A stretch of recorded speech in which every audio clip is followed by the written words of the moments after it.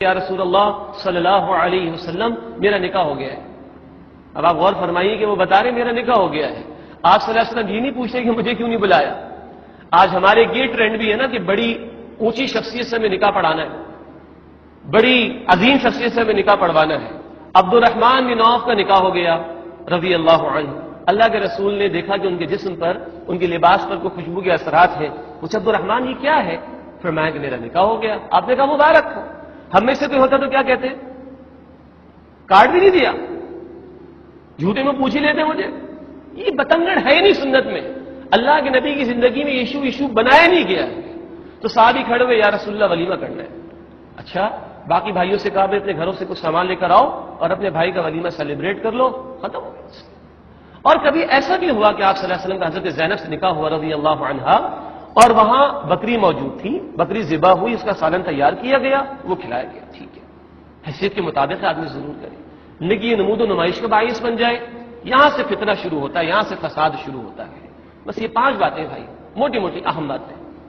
دینداری کو ترجیح دو, اخراجات کو کم سے کم رکھو, نکاح کا اعلان کرو, یہ وعظ و نصیحت بھی ہو, مہر کی ادائیگی کر دو, اور ولیمے کا اہتمام کرو.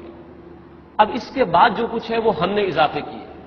جہیز ایک لعنت ہے, بالکل صحیح جملہ ہے یہ, اس لیے کہ 1,20,00,000 سے زیادہ وہ لڑکیاں یا عورتیں گھروں پر بیٹھی ہوئی ہیں جن کے ماں باپ کے پاس جہیز کے لیے یا دیگر فضول رسومات کے لیے پیسہ نہیں ہے, تو ان کی بیٹیوں کی عمریں نکل چکی ہیں یا نکل رہی ہیں. تو لعنت نہیں تو اور کیا ہے؟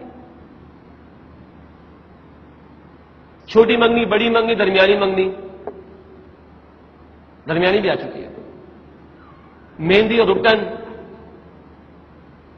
اور ایک کمیونٹی وہ ہے جہاں 1 مہینے تقریبات چلتی ہیں.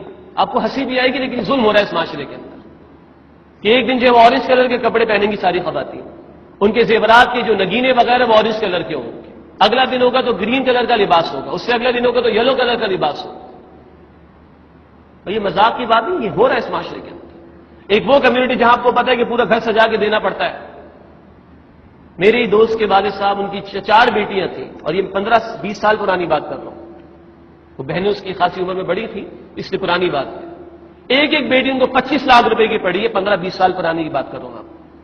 اور چوتھی بیٹی کی تیاری کے دوران ہی ہارٹ اٹیک ہو گیا. وہ ٹینشن تھی کہ کس طرح پورا ہوگا. یہ دین آسانی کے لیے آیا, مشکلات پیدا کرنے کے. یسروا ولا تعسروا, اللہ کے نبی صلی اللہ علیہ وسلم فرماتے ہیں آسانی پیدا کرو, مشکل پیدا نہ کرو. اللہ کے نبی کا مشن بھی یہی تھا. سورہ اعراف کی آیت نمبر 157 میں بیان آتا ہے وَيَدْعُ عَنْهُمْ إِصْرَهُمْ وَالْأَغْلَالَ الَّتِي كَانَتْ عَلَيْهِمْ. اللہ کے نبی صلی اللہ علیہ وسلم تو ان کی توقع سے ان کو نجات دلاتے, ان کے بوجھوں کو دور کرتے. لیکن آج یہ نکاح بوجھ بن چکا ہے اس معاشرے میں. اور معاف کیجیے گا اگلا جملہ ذرا تلخ ہے, اس معاشرے میں نکاح مشکل ہو گیا آج. یہ بتنگڑ ایک لسٹ بنی پڑی ہے اس کی, 5 سالہ منصوبہ, 3 سالہ منصوبہ. ہاں, زنا کرنا بہت آسان ہے اس معاشرے میں. ساری جوانی آج وہ لٹ رہی ہے, ضائع ہو رہی ہے. اور ایک وہ زنا جسے میں اور آپ زنا سمجھتے ہیں, لیکن اس سے پہلے بھی ایک شے, اللہ کے نبی صلی اللہ علیہ وسلم نے فرمایا کہ آنکھیں بھی زنا کرتی, کان بھی زنا کرتے ہیں, زبان بھی زنا کرتی, دل بھی زنا کرتا ہے, اور ہاتھ بھی زنا کرتا ہے, اور پیر بھی زنا کرتا ہے. یہ مسلم شریف کی روایت ہے. سمجھ سکتے ہیں میں کیا عرض کرنا چاہ رہا ہوں. اس حوالے سے یہ وقت آپ کا لیا جا رہا ہے. یہ ریکارڈنگ بھی جو لوگ کروا رہے ہیں, ایک جو فیملی ہے وہ اسی لیے کرا رہے ہیں. پہلے بھی انہوں نے کرائی, آج پھر کرا رہے ہیں کہ بھئی پہنچے تو صحیح لوگوں تک میسج. کوئی احساس سے زنا تو پیدا ہو کہ زندگی کا مقصد صرف نکاح کرنا ہی رہ گیا اور اسی کی تیاری رہ گیا. ایک شخص کی 2-4 بیٹیاں ہو جائیں تو وہ بیچارہ اسی میں اس کی زندگی ختم ہو جائے. کچھ تو اللہ کے بندوں خوف کرنے کی کوشش کی جائے.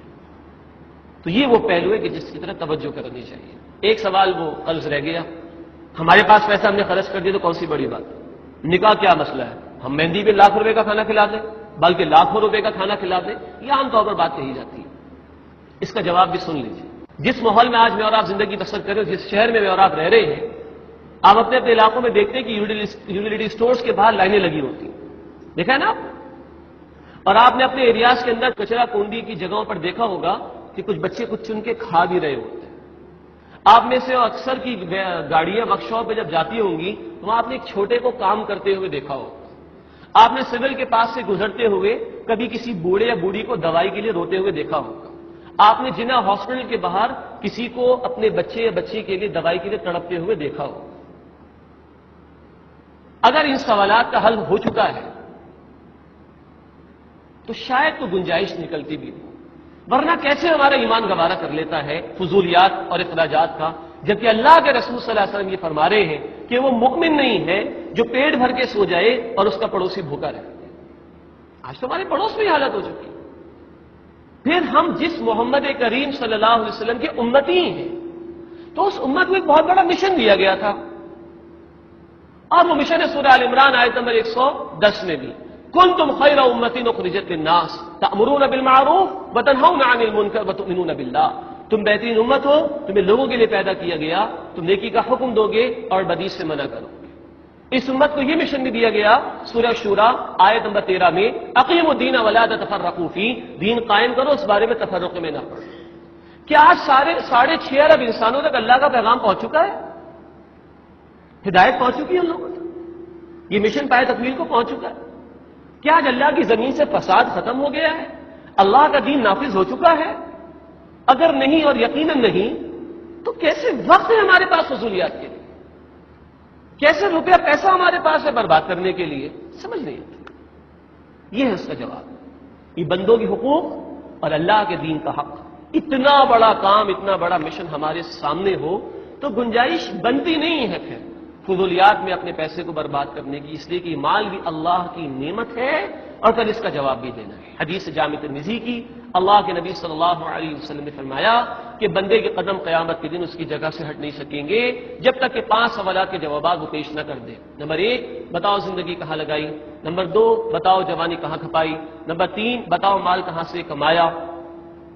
نمبر 4، بتاؤ مال کہاں خرچ کیا؟ جواب دینا ہے۔ وی آر ناٹ فری، آزاد نہیں، پابند ہے۔ مال کہاں سے کمایا، مال کہاں خرچ کیا، اور نمبر 5 جو علم حاصل کیا اس پر کتنا عمل کیا۔ یہ تھی چند گزارشات جو میں آپ کے سامنے رکھنا چاہ رہا تھا۔ اللہ تعالیٰ سے میں دعا کرتا ہوں کہ اللہ ہم سب کو ان باتوں کی سمجھ عطا فرمائے، تمام فضولیات سے، خلاف شریعت امور سے اللہ ہمیں محفوظ رکھے، اور پھر وہ شادی بیاہ کے موقع پر جو گناہوں کے دھندے ہیں، وہ گانے باجے اور یہ ساری کی ساری چیزیں، اللہ ان سے ہمیں محفوظ رکھے، تاکہ نکاح کی جو مسنون طریقے پر ہو، جو برکات ہیں، وہ برکات اللہ سبحانہ و تعالی ہمیں عطا کر سکے۔ ایک دو باتوں کی وضاحت ہے، پھر انشاءاللہ ایجاب و قبول، اور اس کے بعد ہم دعا کریں گے۔